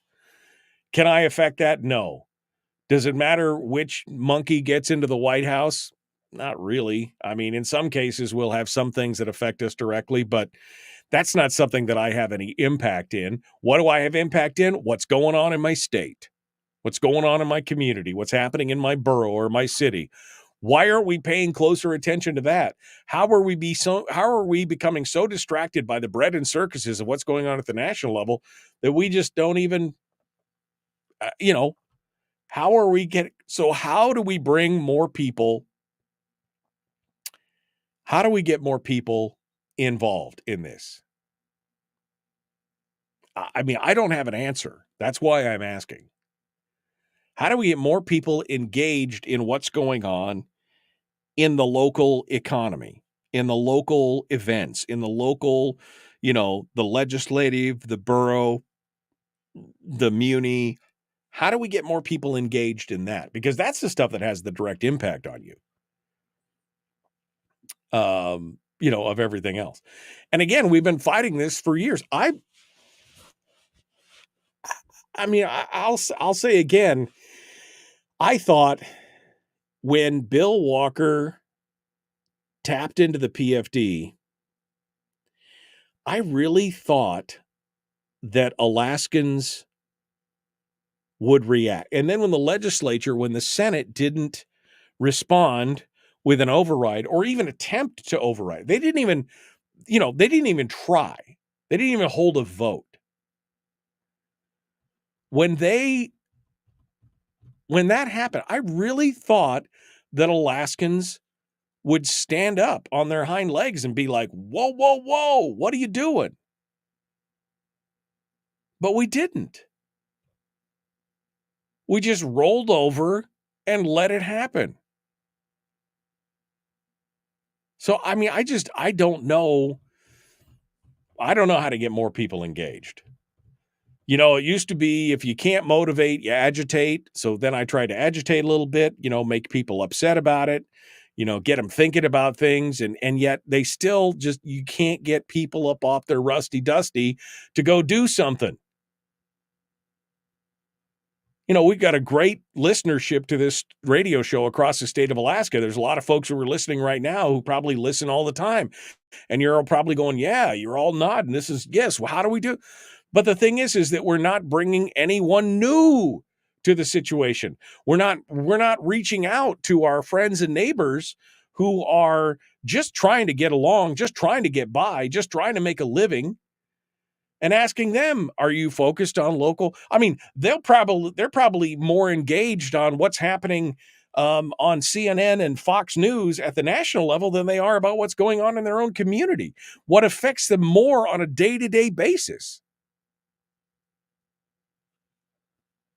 Sourdough Steel on Twitch says, wish more people cared about local politics. National means nothing, next to nothing in your life.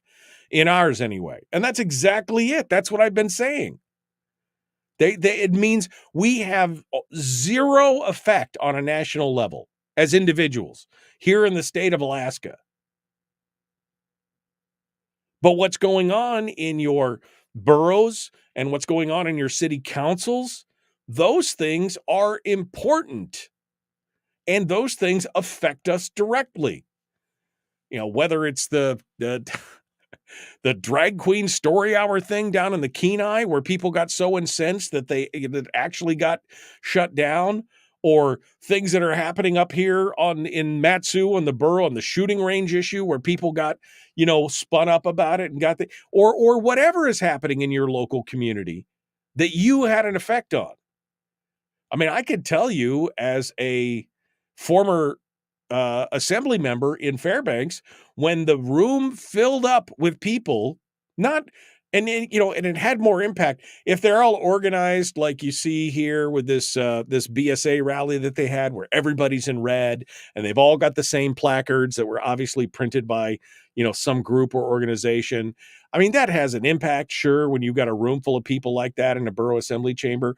But when you've got just a random selection, when the room is full and you've got a random selection of people just from every walk of life who are there about something, something is going to change. Because you've gotten the public motivated to get out there and do that. I don't know how to engage more people. I wish I had more. I wish I had more answers. Alex says his answer, or her answer, I'm not sure if Alex is a him or her, I apologize. If you allow for open discussion. If you have the Alaska Policy Forum talk on education, then have I'm sure she meant NEA Alaska. It's pretty much on the right. It would be great if people could talk about differences and feel their comments would be listened to. I have invited people from all walks of life, Alex, onto this program to talk about these things. The problem is that most of them don't. I used to have the communications director of the Alaska Democratic Party on the program all the time. And we had a very good relationship, and we could disagree. We could agree to disagree. We could agree on certain things. But he eventually was discouraged from coming on the program by the leadership of the party. Why? Because everybody wants to be in an echo chamber. It's ultimately frustrating. I mean, what?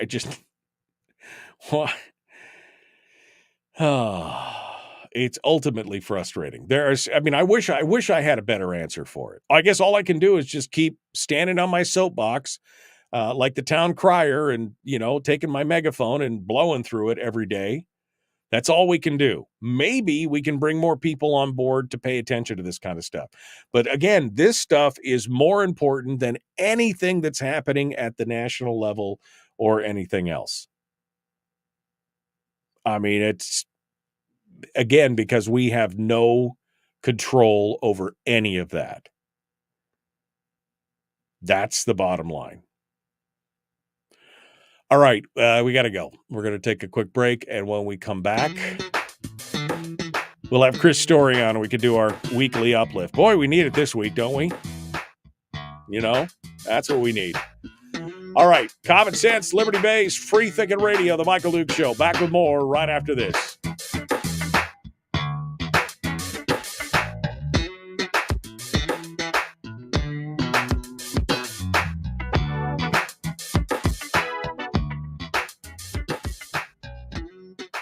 We're broadcasting live through a series of tubes, allowing all of these entities to provide streaming stuff going on the internet. Well, it's kind of hard to explain. Sorry. Streaming live every weekday morning on Facebook Live and MichaelDukesShow.com. Let's see. Melissa says education does need some funding. There's an unfunded mandate with the AK Reads Act to get progress and change the fact that our kids can't read. To hire the specialists needed and the tutors needed, it'll be around $6 million. Do we need a BSA increase? If that's how we get the AK Reads funded, then yes. Does it need to be funded to the full $1,400? No, but we do need to fund this Reads Act. Melissa, my question is, if we have regular teachers that can't teach kids to read, we've got serious problems. If we have to hire and bring in specialists and do all this other kind of stuff, that speaks to a failure in the current system. What are we supposed to teach? Reading, writing, and arithmetic, right? That's what we're supposed to be doing. And they can't, if they can't teach In fact, that's what I just looked down and saw. That's what Gail said. If we can't teach, why can't our teachers teach reading? Why does it cost $6 million to implement a task we already have the manpower for? What is the problem? Why, if we've got this AK Reads Act and it's a different form, why don't we just train the people who are in there already teaching our kids? Why do we need more manpower to do what we should already be doing? My kids can all read. In fact, all my kids could read at a very early age, and all my kids could read at a college level in middle or high school. This is insane. She says it speaks to the classroom sizes and the fact that teachers can't actually teach in their classrooms. Well, again, we've got bigger problems then. If the system is fundamentally broken, then why are we throwing more money at a system that's fundamentally broken?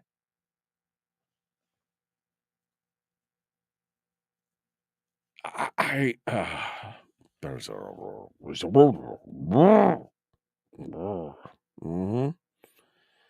All right, let's bring on Mr. Story because I can't take any more of this. Let's get him on the line. Let's see what he has to say. Good morning, Mr. Dukes. Hey, Story, what's up? Story. Oh, easy. Let's take it one step at a time, pal. Yeah. Let's just do the. I don't know. Somebody said not to put up with your crap anymore. That's what they told me this morning. Some comment in the chat room said, just not my crap. Yeah. In what respect? Yeah. Let's just not have any more of that Chris Story crap, is what I heard. It was something from. Oh, well, yeah. You have to believe half of what my mom puts on Facebook. Yeah. So just come on. Your mom's name is Maskla something Farms. I mean, come on. That's,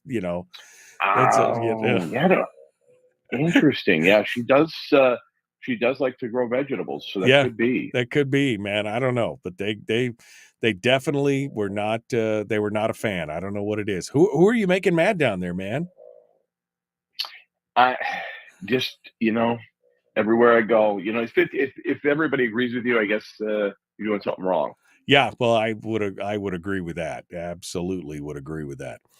All right, so Chris Story is with us today. Chris, what is our life lesson for today, sir? Live long and prosper. You Trekkies. All right, live long and prosper. Okay, all right, we could do that. Have you been listening to anything that I've said this morning, or are you just tuning in now? I'm sorry, Michael. I was caught up in a great book, and I lost track of time. I meant to be tuned in for the last hour. I'm not complaining. It was not a criticism. I was just curious if you would comment on what I'd been talking about.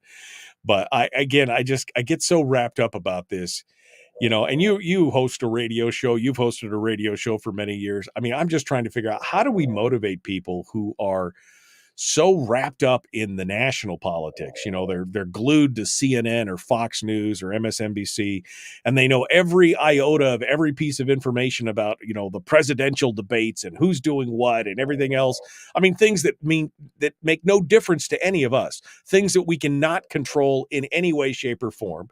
We're not Iowa. We're not Ohio. We're not Pennsylvania. We're not any of these battleground states. We have absolutely nothing. They are so wrapped up in that, but they have no idea what's going on in their local city councils and the money that's being spent and the freedoms that are being taken away or attempted to be taken away in their communities. I just don't even know how to motivate those kind of people. It's just crazy. I don't know that you can or you're supposed to. Maybe that's what we're talking about today. Maybe I unwittingly swerved into an idea that might help salve your obviously frayed nerve. Okay. All right. Live long and prosper.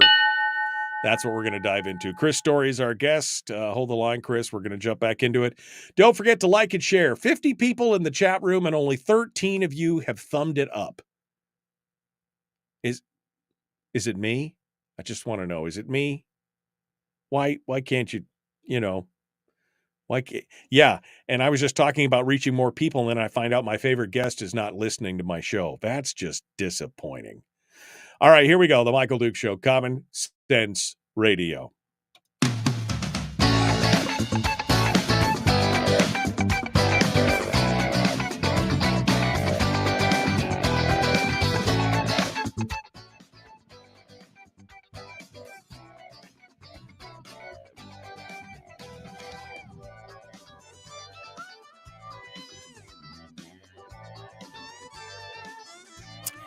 Okay, we're into the final segment of today's show.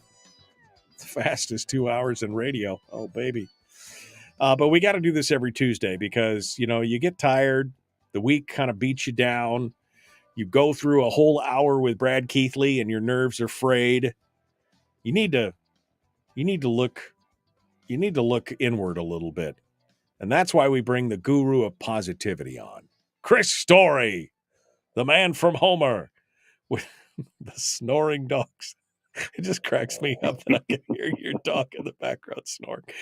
Chris Story, he's here to help us. He's here to help us with some self-reflection, some positivity, a little PMA boost. Today, you're bringing Star Trek into the mix. Live long and prosper, my friend. What's the story? What are we learning about today?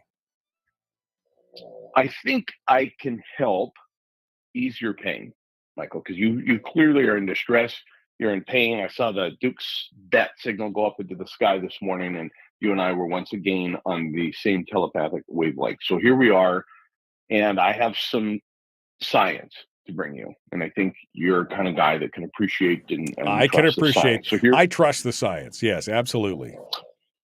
Well, here it is. Studies have shown, survey says, that when you feel that you are in control of your own life and you are in control of your destiny and your days and what you do, how you do it, where you do it, who you do it with, all of that. When you feel in control of that, you tend to do a couple of things. You tend to overcome obstacles faster than people who do feel out of control. And you also, believe it or not, tend to live longer than people who feel out of control, as though everything's happening to them absent any control over their destiny, their life, their day. Got to go to work, got to do this, got to do that. Absent that control, you don't live as long. So you can live long and prosper, overcome obstacles. It's been proven. It's science. The science is in. Think about a baby. Once a baby can feed itself, an infant learns to finally manipulate motor controls and muscles just enough to get the spoon from the little plate in front of them up to the side of their cheek and then shove it over into their mouth. Even though half of it ends up on the floor, back on the table, they insist on doing it themselves. We insist as infants, once we've got that much control, to keep that control. Charles Duhigg wrote several books, one on habits, one on productivity, but he said a study he had read in the 80s and 90s, 90+% of all Americans reported to a direct boss, of employed Americans. 90% of us have directly reported to a boss above us. Now, currently, fast forward, a third of us, so 33%, are nomadic, self-employed, or have some other control over your daily life in how you do it. A lot of that probably work from home, even though you might have a direct report. You feel so much more control when you're not, told to show up at an office when and so forth. You can choose your own. So I guess my point is you don't have to quit. You don't have to start your own business. You don't have to change a whole lot in your life other than where you put your attention. If you shift your focus, and a lot of self-employed people might be hearing this going, wait, what's this guy talking about? I got all the control in the world and I'm stressed out of my mind. My day runs me. I'm laughing at you, Story. Well, if you shift your focus, no matter what you do, if you're a W-2 employee or you're self-employed or you're a subcontractor, it's a mindset. If you shift your mindset, you shift your focus to the reality that you're in control. You're the CEO of YOU. Cheesy as it sounds, it's easy to remember. If you shift your focus to that, no matter which side of the check you're signing in life, front or back, doesn't matter. You'll feel more in control and you have probably a better chance at a long, prosperous life. We've often talked about how there are very few things in life that we actually have direct control of, but the one thing that we have control of course, is in anybody, and whether that's somebody who's hit the lottery or somebody just discovered they have stage 3 cancer, the only thing that they can control is their reactions to what's going on around them. But they have to take conscious control of that, right? I mean, is that what you're talking about? Taking conscious? I'm having a hard time with that word today. Conscious control of the situations around us and of our own emotions, which is, well, I mean, having watched the news and the meltdowns that people have on TV, I can see that that's a hard thing to do in this day and age.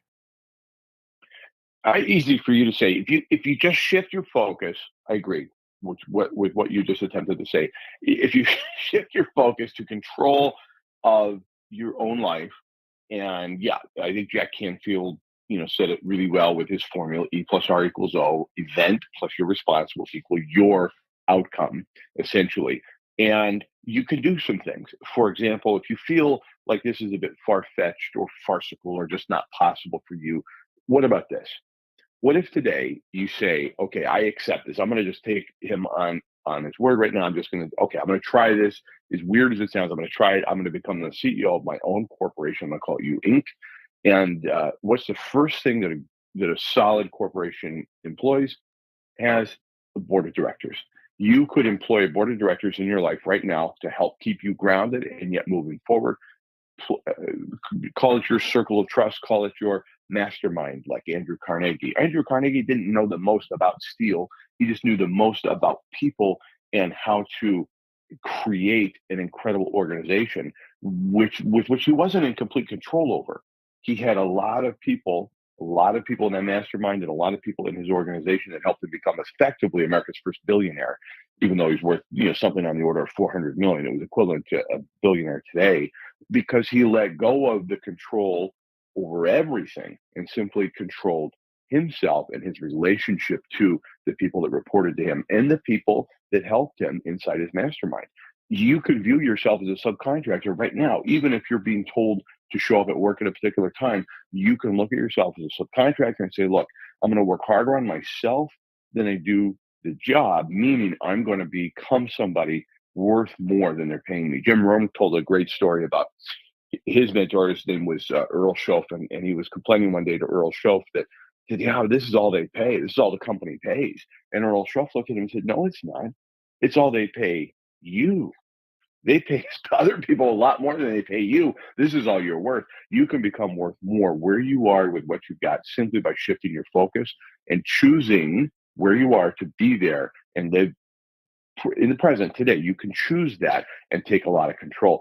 Catherine Ponder wrote a lot of great books in the 60s. And one of the stories she tells in The Dynamic Laws of Prosperity is about a woman who retired from business. She was a businesswoman, sold her business, and had suddenly come down to this mysterious illness. Doctors couldn't explain the cause of her symptoms. She was a medical mystery. But one friend of hers had read Ponder's work, and she goes, I know what's wrong with you. You're bitter.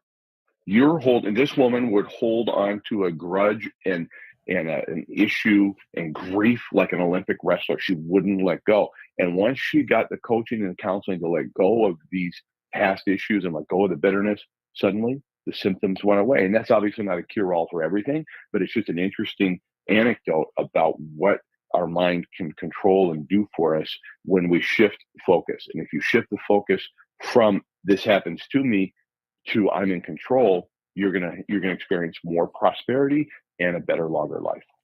So break it down for us here in the last 4 minutes and talk to us about, if we want to live long and prosper, we need to take control of our life. And that doesn't mean, you grab every circumstance by the throat and force it and beat it into submission. It means you have to roll with the punches. It means you have to be flexible and understanding. And in some situations, you're going to feel out of control, but you have to find some aspect of it that you can, whether it's just your reaction or something else. So how do we start that, Chris? Baby steps this for me. Talk to me like I'm 5. Look, when you get into a roller coaster, which I do not like, but when I've done I love roller coasters. Love roller coasters, you sissy. Roller coasters are amazing. Go ahead. If everything goes well, you're completely 100% out of control. through the whole ride. I mean, there's nothing you can do. You're strapped in. Like I said, if everything goes well, and you're not like some of those poor devils that have lost their feet or fallen out of the roller coaster when it's upside. There's the horror stories that I can think of, which keeps me from enjoying roller coasters. So, but if everything goes well, you're 100% out of control. However, you chose to put your butt in the seat. You're the one who chose to get on and go for the ride. So you can still look at life, things that are happening to or around you or that you don't agree with, and go, I don't have any control over that. But that's right. I did choose to be here. I don't have any control over what the boss is going to say, wear, or smell like today, but I chose to be here. I choose to be in this moment right here and right now. And if you simply will shift your focus from have to choose to, as cheesy and possibly woo as it sounds, if you just simply make that shift today, you're going to find a lot more excitement in this path. You're going to enjoy the roller coaster ride, even though you're out of control completely in some circumstances. Remember, you chose to be here right now. Like if you're listening to this and you don't like me, you're choosing to listen to it. Why? Maybe there's something there for you. Well, and that was my comment too at the time was, well, if you don't like it, there's a little button. You can just push that button and skip to someplace else or turn it completely off one way or the other. If you don't like the words that are coming out of my mouth, why are you listening? Why are you putting yourself through that kind of pain? I mean, is it masochism or is it just, you like to be mad or whatever? But I mean, I think you're right. I mean, we have to take ownership, right, of what's going on around us or what's happening to us. And a way to take ownership is, again, the way to control how we react to that.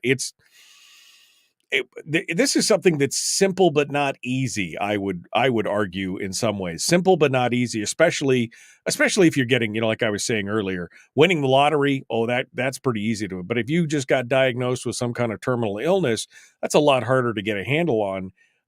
But your reaction to it is still all within your grasp. It means it's probably harder than it is easier at that point. Well, the challenge with easy is that, and again, to quote one of my favorite mentors, Jim Rohn, that is easy to do is easy not to do. So this is easy to do or to not do, to ignore, what have you. But I'm promising you, if you'll simply try it, if this at all resonates and you go, man, I would like some more control. I would like to move the locus of control from them to me, from this circumstance to my response to it, then just try that. Imagine yourself today as the CEO of your own corporation. Gather a board of directors. Figure out who you want to mentor you in your life, or who. I went to lunch yesterday with a guy who just ripped me apart over my book, The Watchman. Ripped me, stem to stern. He just took me apart at the seams. And I sent him an email later in the day thanking him and say, thank you. You never let me live in my own blind spot. Thank you for bringing me to near tears and being honest with me. And that is somebody that I appreciate in my life and somebody that is there for me, albeit then I had to go read a couple positive reviews to feel, better about myself. But sometimes the people in our circle, it takes some honesty or laser-like focus, and don't be afraid of that. Include those people in your board of directors. Chris Story, the man from Homer. You can find him today on KPEN. He'll be broadcasting at 1 p.m. today, Alaska Matters. You can find him at ilovehomeralaska.com. Thank you, my friend. Hold the line for just a second. Folks, we're out of time. We'll be back tomorrow, The Michael Duke Show. So, of course, I know the most important question that everybody in the chat room is asking is, did he criticize my performance of your book, The Watchman? I think that was, No, he read, I apologize to you, Michael. He read the paperback and, he just didn't like the character. He didn't like the outcome. He didn't like this. He didn't like that. And that's okay because it just wasn't for him. He just wasn't the right audience for that book, and that's okay. But I appreciated nonetheless that he felt close enough to me and my circle of trust to actually tell me what he actually thought. So I appreciated, and probably it'll guide me just a little bit as I write the next book in the series. That maybe I'll go a little deeper into his qualities and character. One of the reviews I got was from a guy I consider a really good friend. He's become a friend through the show, and he said something about, you don't. He compared it to a Quentin Tarantino film, and he said when the bodies start dropping, and who are the good people? Are there any good people? Yeah, it's like, okay, exactly. That's kind of what my friend was saying yesterday. It's like, are there any decent people in this book? There's no likable characters in this book at all. It's all, you hate all the characters. Hey, at least make me feel something, right? I mean, at least make me feel something for somebody. That's just it. When you put art into the world, like you do 5 days a week, you put art into the world. This performance, this show, the courage it takes to align guests that may not 100% of your audience agree with or like or want to hear. And I'm talking about Brad, of course. I'm just kidding. Me too. But we have our detractors and so forth. It's art. You're putting yourself out there, and there's going to be people that are going to say things negative. Some people are going to respond with the attitude that's just like, wait a minute, I'm just trying to do you a favor, man. Why are you ripping me apart?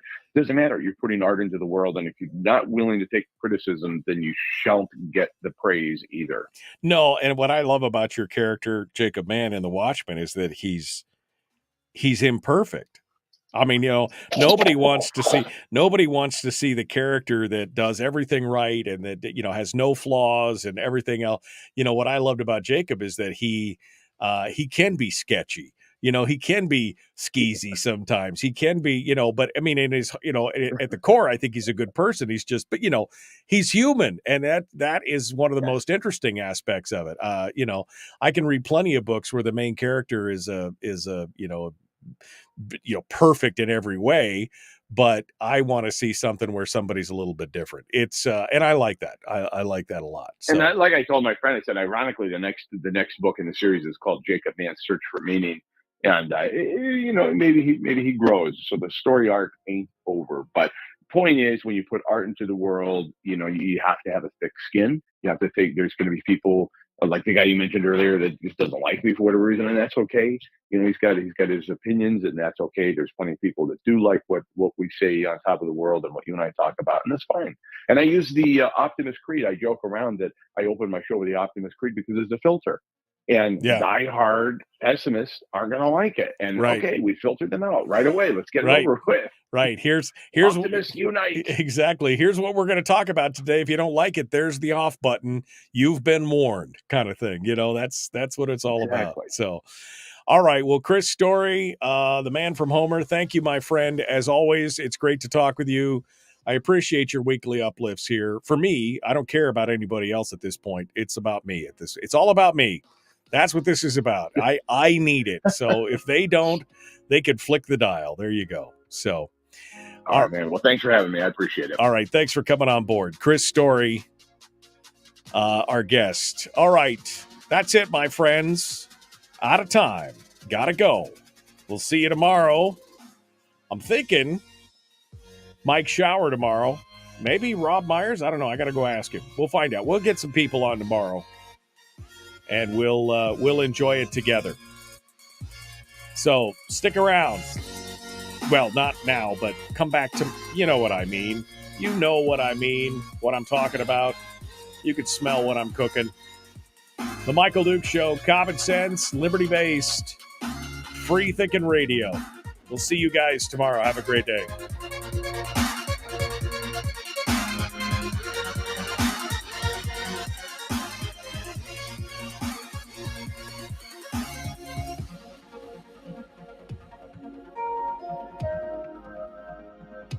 Goodbye.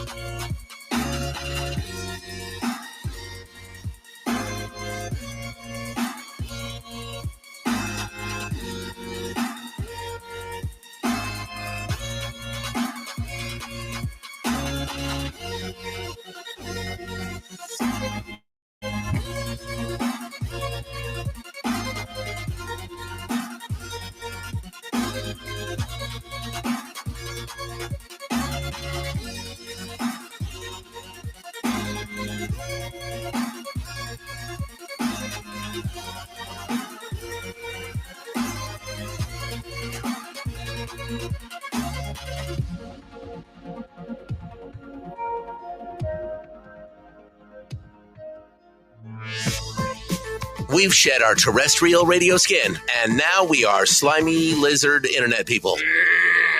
It's the Michael Duke Show.